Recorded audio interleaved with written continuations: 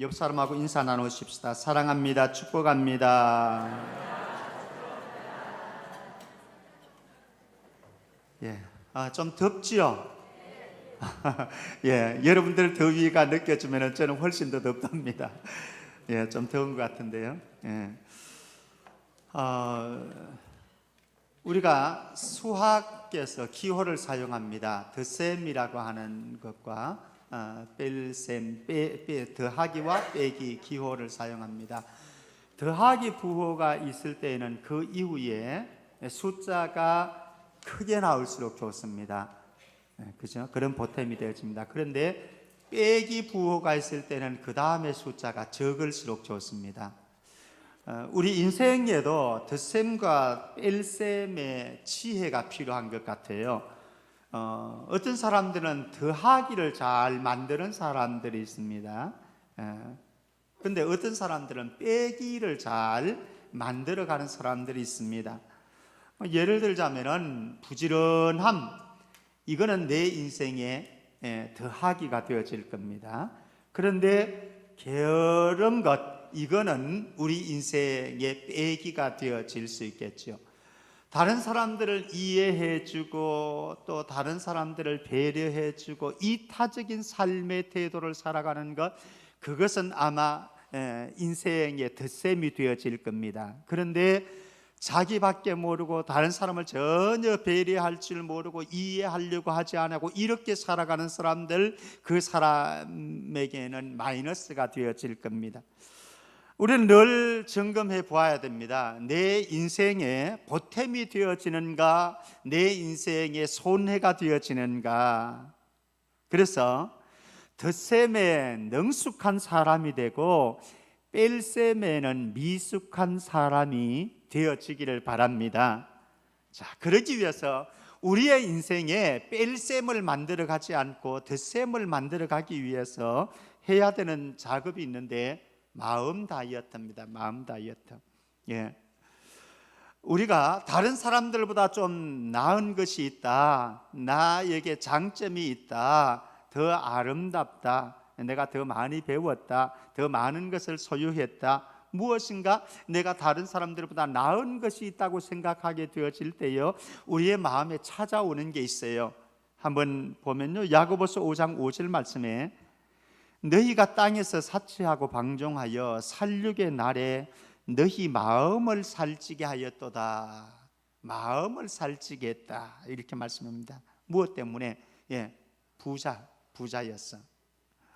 에스겔서 28장 4절에서 6절 말씀에 가면은요, 두로에 대한 이야기를 합니다. 두로는 페니키아 지중해 변에 있습니다. 그러니까 팔레스타인 저 북서쪽으로 있는 지역입니다. 무역을 많이 했던 곳입니다. 그래서 돈이 많았던 이 나라였습니다. 이제 그곳에 주는 하나님의 말씀입니다. 에스겔서 28장 4절에서 6절 말씀 보면은 내 지혜와 총명으로 재물을 얻었으며 좋은 거죠. 금과 은을 곳간에 저축하였으며 잘 나갑니다. 내 큰 지혜와 내 무역으로 재물을 더하고 얼씨구나입니다. 그 재물로 말미암아 내 마음이 교만하여졌도다. 문제인 거죠. 그러므로 주 여호와께서 이같이 말씀하신다. 내 마음이 하나님의 마음 같은 채하였으니, 교만해진 두로, 하나님께서 그들을 치십니다. 최근에 대기업 오너 가족의 갑질 때문에 사회적으로 뜨거운 감자로 달아오르고 있습니다. 방송을 보아도 신문을 보아도 인터넷을 보아도 끊임없이 그 이야기들은 계속되어집니다. 사실은 2014년도에 일이 이루어졌죠. 큰딸이 땅콩회항 사건이 일어나서 발칵 뒤집어졌습니다. 그러다가 올해 또 최근에 또 일어났습니다. 이번엔 둘째 딸이 갑질을 해가지고 문제가 일어났습니다. 여기에서 끝난 것이 아니라 그 다음에는 어디로 파고 들어갔는가 하면은 엄마에게로 파고 들어갔습니다. 엄마의 갑질이 또 완전히 가졌기 때문에 그랬겠지요. 다른 사람들보다 나은 삶이라고 생각했기 때문에 그렇겠지요. 그런데 그들의 인생에 엄청난 마이너스 효과를 가져온 사건들이었습니다. 왜? 마음이 살찌다 보니까. 제로염된 인간, 남보다 내가 조금 더 나은 것이 있다, 내가 좀 더 소유했다, 남보다 좀 더 높은 지위에 있다, 비교해 가지고 나에게 우월한 그 무엇이 있다고 생각되었을 때에 우리는 교만의 늪으로 빨려 들어가기가 쉽습니다. 물론 우리도 모릅니다. 나도 모르는 사이에 우리의 마음에 살이 찌는 거예요. 사실 우리의 인생에 비대한 몸도 참 불편합니다. 그래서 다이어트를 하려고 합니다만은 비대한 몸보다 더 위험한 것은 비대한 마음입니다. 가끔 아내가 자주 집에서 하는 표현이 있습니다. 살아 너는 왜 나를 이렇게 좋아해서 달라붙고 있니? 제발 좀 나한테서 떨어져 다오. 그런데 요놈의 살은 떨어지질 않더라고요. 그것을 저도 경험하고 있습니다. 아마 나도 미투 그러는 사람들이 여기에 또 있겠지요. 그런데 비대한 몸보다 더 위험한 것은요, 비대한 마음입니다. 그래서 우리는 마음 다이어트를 해야 됩니다.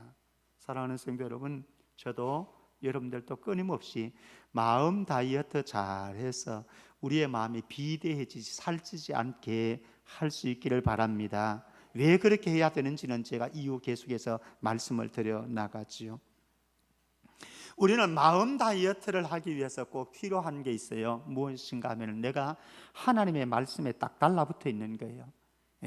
하나님의 말씀이 나에게 들려지고, 하나님의 말씀이 내 가슴에 쿵쾅거려지고, 하나님의 말씀이 나를 깨닫게 하고 깨우치게 하고 돌아서게 만들어서 하나님의 말씀에 내가 딱 들어붙어 있으면요, 비대해지는 마음들을, 아니 내 인생에 뺄셈을 가져올 수 있는 마음들을, 또 삶들을 정돈할 수 있는 거죠. 그래서 마음 다이어트가 일어날 수 있습니다.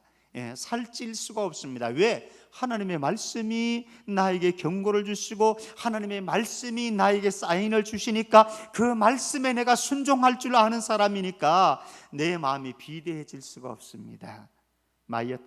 마음 다이어트 잘 하셔서 하나님께서 기뻐하는 사람으로 살아갈 수 있기를 주의 이름으로 축원합니다. 우리가 왜 마음 다이어트를 해야만 되느냐, 이제 이유 제가 찾아 나가겠습니다. 이 교만이라고 하는 건 마음에 살이 찌게 되어질 때, 교만에 살이 찌게 되어질 때요, 우리에게 나타나는 여파들이 참 많은데 그 가운데 간단하게 한번 보십시다. 교만의 부작용이 공동체적으로 나타날 수 있습니다. 공동체적으로 어떻게 나타날 수 있는지를 보면요, 우리 잠언서 13장 10절 말씀입니다. 우리 같이 한번 읽어 보십시다. 잠언 13장 10절 말씀 같이요. 시작. 교만에서는 다툼만 일어날 뿐이라 권면을 듣는 자는 지혜가 있느니라. 사실은 겸손한 사람은요, 가면은 화목을 이룹니다. 사람들끼리 융합을 시키고요, 자꾸 하나를 만들어 갑니다. 그런데 교만한 사람들은 그 어떤 공동체에 들어가든지 시기하지요, 질투하게 되었지요. 그 교만이 다른 사람들에게 나타나서 무엇을 일으키는가 하면 다툼을 일으켜요. 다툼을. 그래서 내 안에 교만이 있을 때요, 어디에 가든지 다툼의 주축이 되어집니다. 그런데 겸손한 사람은요, 어디에 가든지 다툼을 일으키지 않아요. 그런데 이 교만이 우리에게 찾아올 때에 잠언 22장 10절 말씀 보면요, 거만한 자를 쫓아내면 다툼이 시고, 그렇죠? 거만한 자가, 교만한 자가 있으면 그 아래 다툼이 일어납니다. 그런데 그가 없어지면 다툼이 쉬게 되어집니다. 싸움과 수욕이 그치는다. 그렇다고 뭐 여러분들 가정에 교만한 여러분들을 남편 쫓아내라는 얘기는 아니고, 여러분들 아내 쫓아내라는 얘기는 아니고, 우리에게 소중한 것 있어요. 내 마음에 교만의 살이 달라붙으려고 그럴 때에 딱 떼버리라는 겁니다. 떼버려야 됩니다. 왜? 안 그러면은 내가 가정에 있으면은요, 가정에 다툼이 일어나는 장본인이 될 수 있고, 내가 직장 가면은 직장에서 내가 다툼을 일으킬 수 있는 장본인이 될 수 있으니까, 그래서 우리 공동체는 겸손한 사람들, 예수 그리스도의 마음을 가진 사람들이 있어서 우리 공동체 안에 다툼이 없는 겸손함이 풍성한 공동체 되기를 주의 이름으로 축원합니다. 공동체적인 부작용이 일어나는가 하면은 개인적인 부작용도 있습니다. 어떤 부작용들이 일어나는지를 우리는 성경을 통해서 한번 보십시다. 잠언서 14장 3절 말씀 보면은, 잠언서 14장 3절 말씀 보면 이렇게 말씀합니다. 미련한 자는 교만하여 입으로 매를 자청하고 지혜로운 자의 입술은 자기를 보전하는다. 교만한 사람들은 보면요, 말이 교만으로 나타납니다. 그 교만으로 나타난 말에 의해서 어떻게 됩니까? 매를 자청해요. 매를 자청한 사람, 어떤 사람이 교만한 사람이 뿐만 아닙니다. 잠언서 11장 2절 말씀에 보면은 교만이 오면 욕도 오거니와 겸손한 자에게는 지혜가 있는다. 교만이 따라오게 되어지면요, 교만의 살이 내 안에 붙으면, 내 마음에 붙으면은 내가 잘 되어지는 것이 아니라, 내가 높아지는 것이 아니라 욕이 따라온다고요. 욕이 따라온다고요. 그러니까 우리의 인생에 교만이 오게 되어지면은요, 사실 이게 그 무엇보다 위험한 것이지요. 그래서 잠언 16장 18절에서는 우리 잘 아는 말씀인데요, 자주 암송하기도 하고, 근데 말씀 한번 같이 읽으십시다. 잠언 16장 18절입니다. 같이요, 시작. 교만은 패망의 선봉이요 거만한 마음은 넘어짐의 앞잡이라. 우리는 자꾸 나를 높이려고 그럽니다. 그리고 나 자신이 제일이라고 이야기합니다. 다른 사람들을 무시합니다. 그런데 그렇게 되어지면 이 사람이 높아지느냐? 아니라는 거예요. 아니라는 거예요. 오히려 어떤 사람이 높아집니까? 어떤 사람이 존귀해집니까? 반대입니다. 잠언서 15장 33절 말씀에 보면 이렇게 말씀합니다. 여호와를 경외하는 것은 지혜의 훈계라 겸손은 존귀의 앞잡이니라. 교만은 넘어지게 만듭니다. 패망으로 치닫게 만듭니다. 그런데 겸손하면은, 내가 높아지려고 하지 않아도 정말로 겸손하게 살면은 그 사람이 돋보이게 되어지는 거죠. 사람들이 그 사람을 우러러보는 거죠. 그런데 우리가 겸손하고 교만해서 공동체에 미치는 영향도 소중하고, 또 내 개인의 신상에 어떤 영향을 미치는 것도 참 소중하지만은요, 더 소중한 게, 더 중요한 게 있습니다. 이거는 굉장히 치명적인 게 될 수도 있습니다. 무엇인가 하면은 잠언서 16장 5절 말씀입니다. 잠언서 16장 5절 말씀 제가 봅니다. 물은 마음이 교만한 자를 여호와께서 미워하시나니. 절대로 교만하지 마세요. 왜인가 하면 하나님이 여러분들을 미워하세요. 사실은 누군가가 나를 미워하는 것도 참 힘듭니다. 그렇죠? 참 힘들어요. 누군가가 나를 미워할 때에 얼마나 불편하고 힘든지 모릅니다. 그런데 남편이 나를 미워하고, 아내가 나를 미워하고, 그 어느 집사가 나를 미워하고, 이것도 힘들지만은 정말로 우리에게 있어서는 안 될 게 있어요. 하나님이 나를 미워하시면 이건 절단나는 거죠. 이 세상에서 가장 불행한 일이 있다고 한다면 하나님이 나를 미워하는 거예요. 그런데 어떤 사람을 하나님 미워하시는가? 교만하고 거만한 사람을 하나님 미워하신다. 우리 잠언서 3장 34절 같이 한번 읽겠습니다. 잠언 3장 34절입니다. 같이요, 시작. 진실로 그는 거만한 자를 비웃으시며 겸손한 자에게 은혜를 베푸시나니. 하나님은 거만하고 교만을 떠는 사람들을 어떻게 하신다고요? 비웃으신다고요. 자식 놀고 있네, 너 까불지 마. 나는 높아지려고 그러죠. 잘났다고 그렇게 하지요. 제일인 양 어시 되지요. 그런데 하나님이 바라보실 때 자식 놀고 있네. 내가 너에게 은혜를 안 베풀어 주면은 너 아무것도 아니야, 이놈아. 이러신다고요. 사랑하는 성도 여러분, 하나님 앞에 미움받지 않고 하나님이 비우시는 인생이 아니라 하나님이 은혜 베푸는 인생 되기를 주의 이름으로 축복합니다. 우리가 교만함으로 거만함으로 따라오는 공동체의 부작용, 이것도 무섭고, 개인적인 신상에 미칠 수 있는 부작용, 이것도 무섭고, 그리고 하나님에게 미움받는 것도 무섭지만 또 하나 기억해야 될 것이 있습니다. 무엇인가 하면요, 우리가 잘났다고 그러지만은 또 나는 이것 잘한다고 이렇게 이야기하고 이것을 자랑하지만요, 이 모든 것이 하나님에게서 온 것이고 하나님이 주셨는데 하나님이 어느 순간에 이거를 거두어 가시면 아무것도 아닌 거죠. 내가 많은 것을 소유했다? 영원하리라고 착각하지 마십시오.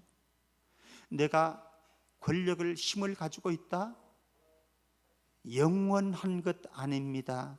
우리는 작금에 일어나는 박근혜 대통령의 초상을 보면서 이거를 절실하게 뼈저리게 느낍니다.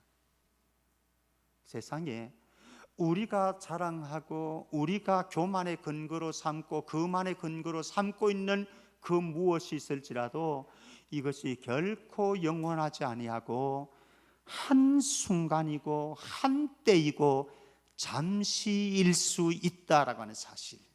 그러니까 정말로 교만할 게 없습니다. 한번 보십시다. 정말 그런지. 요한계시록 18장 10절입니다. 요한계시록 18장 10절 말씀, 바벨론에 대한 이야기입니다. 우리 같이 한번 읽으십시다. 요한계시록 18장 10절 같이요. 시작. 그의 고통을 무서워하여 멀리 서서 이르되 화이또다 화이또다 큰 성 견고한 성 바벨론이여 한 시간에 내 심판이 이르렀다 하리로다. 계시록 18장 19절 말씀 제가 읽습니다. 티끌을 자기 머리에 뿌리고 울며 애통하여 외쳐 이르되 화이또다 화이또다 이 큰 성이여 바다에서 배 부리는 모든 자들이 너의 보배로운 상품으로 치부하였더니 한 시간에 망하였도다. 내가 많이 배웠다고요? 아무것도 아니에요. 내가 건강하다고요? 아무것도 아니니까요. 내 재산 좀 있다고요? 아무것도 아니에요. 한순간에 무너질 수 있습니다. 한순간에 무너질 수 있습니다. 교만하지 말고 겸손하십시다. 다 하나님이 주시는 것, 그거 가지고 내가 조금 주의 일들 하는 것밖에 더 있겠습니까?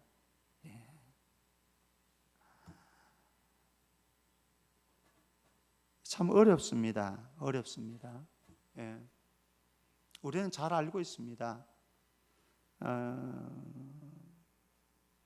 여러분들 가운데 내가 어떤 부분에서 잘한다, 또 어떤 것을 내가 많이 소유했다 라고 할지라도 내 이상의 사람들이 훨씬 더 많다고 하는 것, 우리는 잘 알고 있지 않습니까? 우리가 좀 재물을 가지고 있습니다. 재산을 가지고 있습니다. 내 이상의 사람들이 훨씬 더 많다니까요. 내가 건강하다? 훨씬 더 건강한 사람들이 많아요. 내가 좀 배웠다? 좋은 학교 나왔다? 훨씬 더 많은 지식을 가진 사람들이 많아요. 그러니까 사실 없어요. 더더구나 하나님께서 주셔서 우리가 누리는 것인데, 만약에 하나님이 거두어 가시기 시작하시면 한순간에 끝날 수 있는 것인데, 우리가 무엇을 하나님 앞에 자랑할 수 있으며 내놓을 수 있으며 다른 사람을 무시할 수 있고 내가 잘났다고 이야기할 수 있겠습니까? 정말로 어리석은 일인 거죠. 한번 보십시다. 이사야서 14장 12절에서 15절 말씀에 가면은요, 바벨론에 대한 말씀을, 예언의 말씀을 주십니다. 이 바벨론에게 주셨던 이 말씀은 일반적으로 신학자들은 공통적으로 이야기를 합니다. 이것은 사탄의 정체를 말씀하는 것이다. 제가 한번 읽어보겠습니다. 좀 긴 말씀인데요, 한번 들어보시죠. 너 아침의 아들 계명성이여, 어찌 그리 하늘에서 떨어졌으며 너 열국을 엎은 자여, 어찌 그리 땅에 찍혔는고? 내가 내 마음에 이르기를 뭐라고 하는지 들어보십시오. 내가 하늘에 올라 하나님의 무별 위에 내 자리를 높이리라. 내가 북극 지폐의 산 위에 앉으리라. 가장 높은 구름에 올라가 지극히 높은 자와 같아지리라 하는도다. 바벨론이 그랬습니다. 바벨론이, 예, 유대 백성들을요, 유대 침공해가지고 예루살렘 초토화시켰습니다. 예루살렘 성전에 들어가가지고요, 짓밟았습니다. 그리고 예루살렘 성전 안에 있는 기명들, 그것들을 가지고 자기네들의 신, 다곤 신 앞에 놓고, 그런데 보십시오. 그러나 이제 내가 서올 곳 구덩이 맨 밑에 떨어짐을 당하리로다. 하나님께서 바벨론도 던져버렸습니다. 사실은 아까 전에 읽었던 요한계시록 18장의 말씀은 바벨론을 1차적으로 말씀하지만은요, 바벨론은 구약시대의 대제국이었습니다. 그런데 예수님 당시에 대제국을 이루었던 나라가 있는데 로마였습니다. 사도 요한이 이 환상을 보고 기록할 당시에 이 나라가 로마였습니다. 로마 대제국이었습니다. 그들은 힘을 자랑했습니다. 권세를 자랑했습니다. 그런데 하루아침에 무너진다. 교만했던 사탄도 무너져 버리는 거예요. 하루아침에. 그러니까 우리가 자랑할 수 있는 것은 아무것도 없습니다. 모든 것이 하나님의 은혜인 줄 알고 감사함으로 정말로 하나님 앞에 이것을 온전히 주님을 섬기는 데 사용할 수 있기를 주의 이름으로 축원합니다.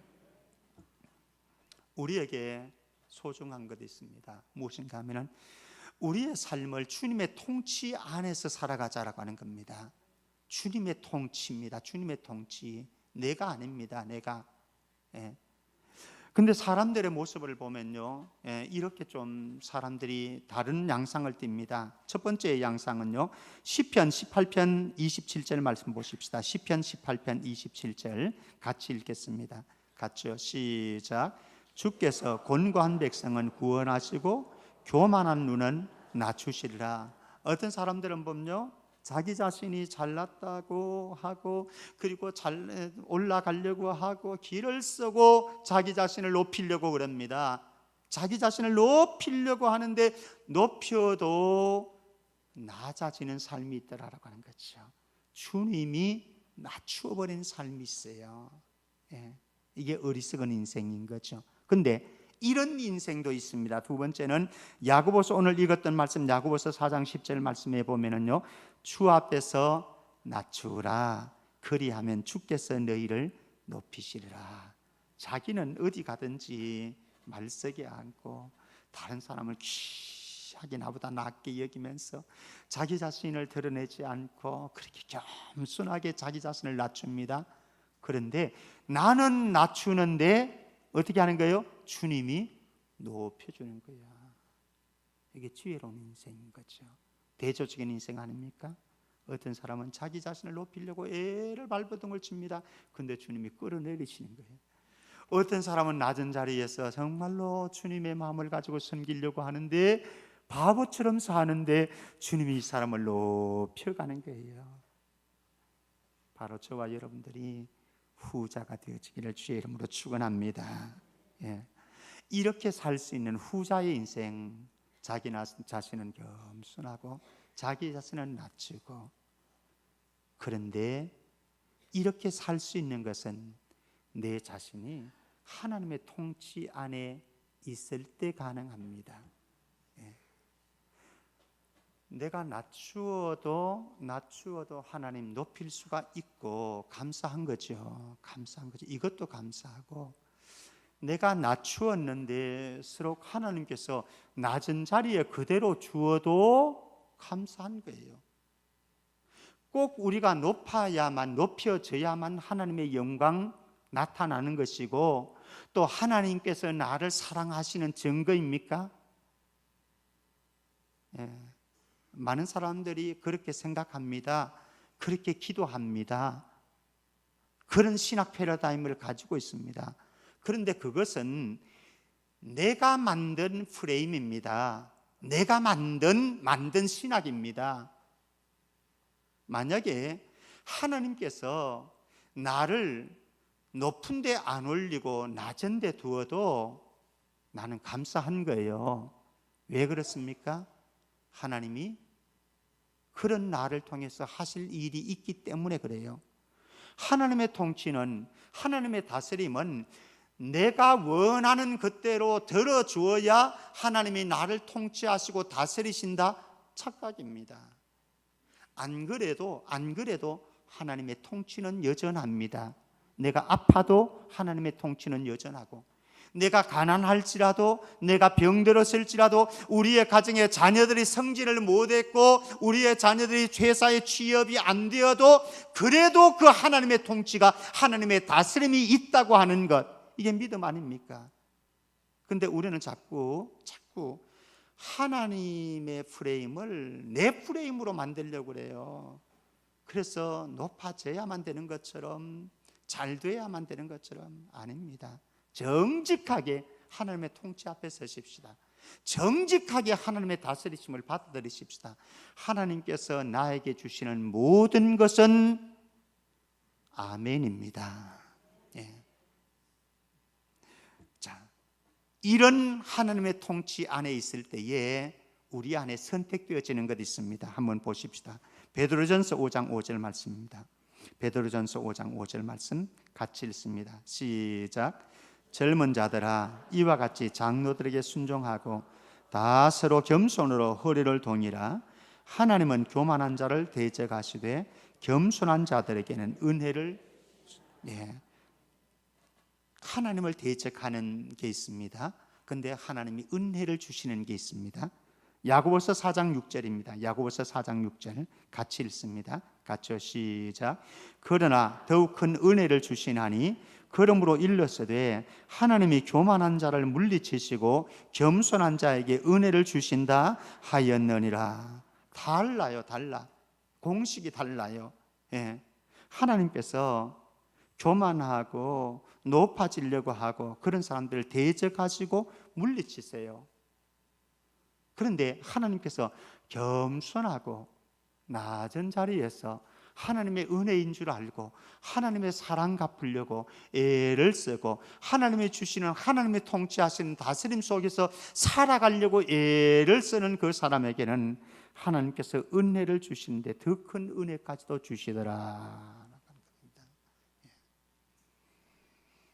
하나님은 두로도, 교만했던 두로도 물리치셨습니다. 하나님께서는 대제국을 자랑하던 바벨론도 무너지게 하셨습니다. 하나님께서는 교만했던 로마 대제국도 결국은 무너지게 했습니다. 심지어는 교만했던 사탄까지도 하나님께서는 내던졌습니다. 사랑하는 성도 여러분, 우리가 선택할 수 있는 여지는 아무것도 없습니다. 그저 예수 그리스도의 마음 가지고 겸손하게 우리의 일평생 주님 앞에 쓰임받기를 주의 이름으로 축원합니다. 마태복음 11장 29절 예수님 말씀하십니다. 나는 마음이 온유하고 겸손하니 나의 멍에를 메고 내게 배우라. 그리하면 너희 마음이 쉼을 얻으리라. 우리는요, 내가 대단한 존재처럼 간주되어져야 뿌듯하고 행복하고 기쁨이 있습니다. 그런데 참 쉼은 어디에 있는지 아십니까? 온유하고 겸손한 그 마음에 있습니다. 우리의 마음이 온유하고 겸손하게 되어지면요, 그렇게 시기할 것도 없고 그렇게 질투할 것도 없고요, 그렇게 미워할 것도 없어요. 예. 문제는 우리의 마음이 예수님에게 자꾸 떨어지는 거예요. 온유한 마음에서 떨어지는 거예요. 겸손한 마음에서 떨어지는 거예요. 그러니까 거친 마음이 나오죠. 완악한 마음이 나오죠. 교만한 마음이 나오죠. 거만한 마음이 나오죠. 그런데 이렇게 되어지면 하나님께서 이거 내던진다는 거예요. 내던진다는 거예요. 안 되잖아요. 안 되잖아요. 예. 여러분들 오늘부터 결단하십시다. 여러분들 가정에 가셔서 온유하고 겸손한 아내, 엄마 되시고, 가정에서 온유하고 겸손한 예수님의 마음을 가진 아빠 되시고 남편 되시기를 주의 이름으로 축원합니다. 저는 우리 교회에서 늘 온유하고 겸손한 목사 되기로 늘 제 채찍질하겠습니다. 여러분들도 예수님의 마음 그대로 본받아서 온유하고 겸손한 마음으로 주님이 인정하시는 하나님의 사람들 되기를 주의 이름으로 축원합니다. 말씀 맺겠습니다.